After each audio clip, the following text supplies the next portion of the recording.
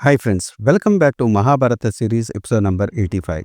ఇప్పటి వరకు జరిగిన కథ ఏంటంటే, మార్కండేయ మహర్షి ధర్మరాజుకు శ్రీరాముడి వృత్తాంతాన్ని వివరిస్తున్నాడు.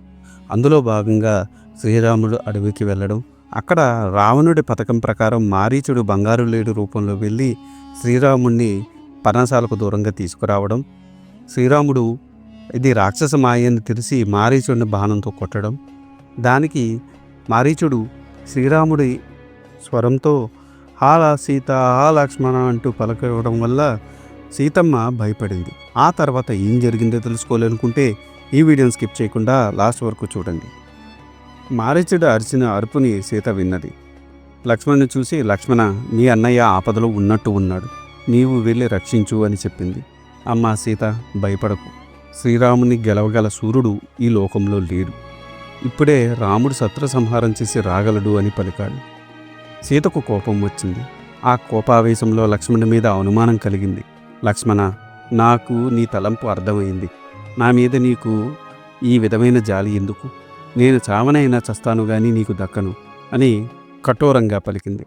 లక్ష్మణుడు ఆ మాటలు వినలేక చెవులు మూసుకున్నాడు. వెంటనే విల్లు అమ్ములు తీసుకొని రాముడు వెళ్ళిన మార్గం వైపు వెళ్ళాడు. అవకాశం కోసం ఎదురు చూస్తున్న రావణుడు సన్యాసి వేషంలో అక్కడికి వచ్చాడు. మార్గాయాసంతో అలసిపోయినట్టు కనిపించాడు. సీత ఆ సన్యాసిని చూసింది. ఆయనకు అతిథి సత్కారాలు చేసింది, తినడానికి పండ్లు ఇచ్చింది. సీతను చూస్తూ రావణుడు మోహంతో వివస్సుడయ్యాడు. సుందరి, నా పేరు రావణుడు, నేను దానవ నాయకుడును, నాకు రాజధాని లంక. నీవు నన్ను వరించి నన్ను భర్తగా చేసుకో, దివ్యమైన భోగాలు అనుభవించు. అయినా ఆ రాఘవుడు ఎక్కడ? వాడితో ఈ అడవుల్లో ఇన్ని కష్టములు ఎందుకు పడుతున్నావు? ఇంక నీ మనసులో వేరే ఆలోచన రానీయకు, నన్ను వరించు. యా, తమరు ఈ ప్రకారం మాట్లాడడం తగునా? ఆకాశం నేల కూలినా, ఈ భూమి బద్దలైనా, సముద్రాలు ఇంకిపోయినా, సూర్యచంద్రులు తమ తేజములు కోల్పోయినా, నేను నా భర్త రాముని తప్ప అన్యుని మనసులో తలపను అని సీత పలికి దూరంగా పోయి నిలిచింది. రావణుడు సీతను పట్టుకొని ఆకాశానికి ఎగిరి లంకానగరం వైపు పోతున్నాడు. అప్పుడు సీత భయంతో పెద్దగా కేకలు పెట్టసాగింది. ఓ దేవతలారా, నేను జనక మహారాజు కూతుర్ని, శ్రీరాముని భార్యను. ఈ రాక్షసుడు నన్ను బలవంతంగా ఎత్తుకుపోతున్నాడు, నన్ను దయతో కాపాడండి అని మీకు నమస్కారం చేస్తున్నాను అని రోధించింది. ఈమె ఏర్పు ఒక జటాయువు అనే పక్షి విన్నది. జటాయువు రావణ్ణి అడ్డగించింది. ఓరి రావణ, నిలువుము, ఈమెను ఎందుకు బలాత్కారంగా ఎత్తుకుపోతున్నావు? ఈమెను విడుము, లేకపోయినా నేను నిన్ను సంహరిస్తాను. నేను జటాయువును, నీకు తెలియదా అని రావణుడిని అడ్డగించింది. జటాయుకు రావణునికి ఘోర యుద్ధం జరిగింది. జటాయు తన ముక్కుతో గోళ్లతో రావణుని రక్తం వచ్చేటట్టు రక్కాడు. రావణుడు కోపంతో జటాయు రెక్కలను ఖండించాడు. సీతను తీసుకుని పోతున్నాడు. ఇంకా తనను రక్షించేవారు ఎవరూ లేరని నిరాశతో కిందకి చూస్తూ ఉంది. ఒక పర్వత శిఖరం మీద కొంతమంది వానరులు తిరుగుతున్నట్టు చూసింది. తన కొంగును చించి తన ఆభరణములు అందులో మూట కట్టి ఆ పర్వత శిఖరం మీద ఉన్న వానరుల దగ్గరకు పడేటట్టు జార విడిచింది. రావణుడు సీతను లంకను తీసుకుని వెళ్ళాడు. సీతను అశోకవనంలో ఉంచాడు. ఆమెను రక్షణ కొరకు కొందరు రాక్షస వనితలను నియమించాడు.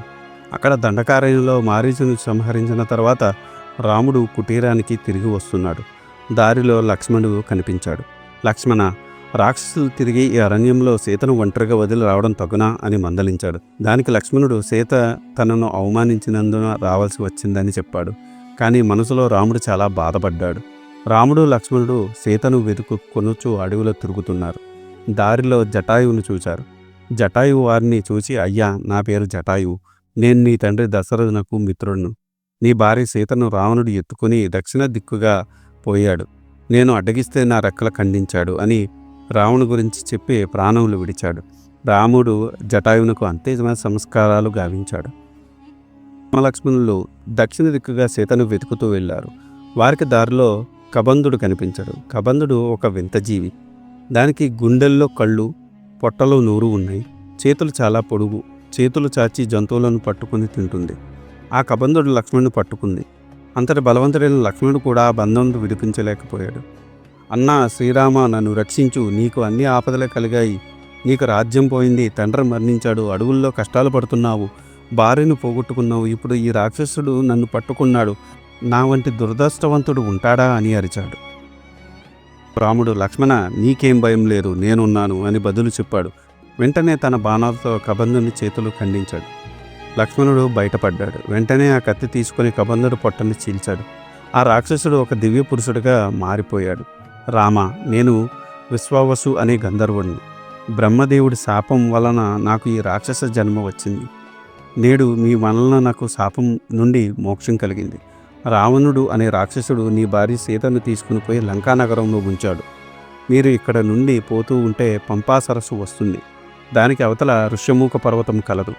అక్కడ వాలి సోదరుడైన సుగ్రీవుడు అనే వానరుడు తన మంత్రులతో నివసిస్తున్నాడు. అతనితో నీవు సఖ్యము చేయవు, నీ కార్యము సిద్ధిస్తుందని చెప్పి ఆ గంధర్వుడు వెళ్ళిపోయాడు. తర్వాత రామలక్ష్మణులు చాలా దూరంగా ప్రయాణం చేసి పంపా సరోవర తీరం చేరుకున్నారు. ప్రశాంతమైన సరోవర తీరం చూసి రాముడికి సీత జ్ఞాపకం వచ్చింది. సీతను తలుచుకుంటూ పెద్దగా ఏడవసాగాడు. అప్పుడు లక్ష్మణుడు, అన్నయ్య, నీ వంటి పురుషశ్రేష్ఠులు ఇలా ఏడవం తగునా? ఆపదలు వచ్చినప్పుడు ధైర్యంతో ఎదుర్కోవాలి అని, ఓర్పు వహించాలి అని ఓదార్చాడు. అంతేగాని ఇలా దుఃఖించడం తగదా? అన్నయ్య, నేను నీ తమ్ముణ్ణు, నీ సేవకుడు. నేను పక్కనుండగా నీవు శోకించతగదు అని చెప్పాడు. తరువాత రాముడు పంపా సరోవర తీరాన్ని తన పితరులకు తర్పణం విడిచాడు. వారికి ఋషిముఖ పర్వతం చాలా ఎత్తుగా కనబడింది. వారు ఆ కొండపైకి చేరుకున్నారు. ఋషిముఖ పర్వతం శిఖరం మీద ఉన్న సుగ్రీవుడులనే వానరరాజు రామలక్ష్మణుని చూశాడు. వారి వృత్తాంతమును తెలుసుకున్నటకు తన సచివుడైన హనుమంతుని పంపాడు. హనుమంతుడు చాకచక్యంగా వ్యవహరించి రామలక్ష్మణుల గురించి సమస్త సమాచారం సేకరించాడు. దానిని సుగ్రీవునకు నివేదించాడు. రామలక్ష్మణులకు సుగ్రీవునకు మైత్రి చేశాడు. వెంటనే సుగ్రీవుడు సీతాదేవి కింద జారిపడి విరిచిన ఆభరణాల మూట రాముడికి చూపించాడు. రాముడు ఆ ఆభరణాలు గుర్తుపట్టాడు. సుగ్రీవుడు తన అన్న వాలి తన రాజ్యాన్ని అపహరించి తనను వెడలగొట్టాడని, వాలిని చంపి తన రాజ్యం తనకు ఇప్పించమని కోరాడు. బదులుగా తాను సీత అన్వేషణ సాయం చేస్తానని అన్నాడు. దానికి రాముడు ఒప్పుకున్నాడు. అందరూ వానర రాజధానికి కిందకు వెళ్ళారు. సుగ్రీవుడు తన అన్న వాలిని యుద్ధానికి పిలిచాడు. వాలి సుగ్రీవునితో యుద్ధానికి పోతున్నాడు. వాలి భార్య తార అతన్ని వారించింది. నాదా, సుగ్రీవునికి ఏదో సాయం లభించినట్టు ఉంది. దశరథుని కుమారుడైన రామునితో అతని తమ్ముడు లక్ష్మణునితోనూ సుగ్రీవుడు మైత్రి కుదుర్చుకున్నట్టు నేను విన్నాను. రాముని భార్యకు లంకాధిపతి రావణుడు అపహరించాడు. రాముడు సుగ్రీవుని సాయం కోరాడు.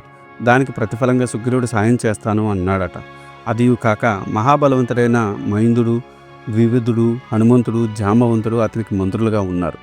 కావున నీవు ఇప్పుడు సుగ్రీవునితో యుద్ధానికి పోవడం నాకు ఇష్టం లేదు అని చెప్పింది తార.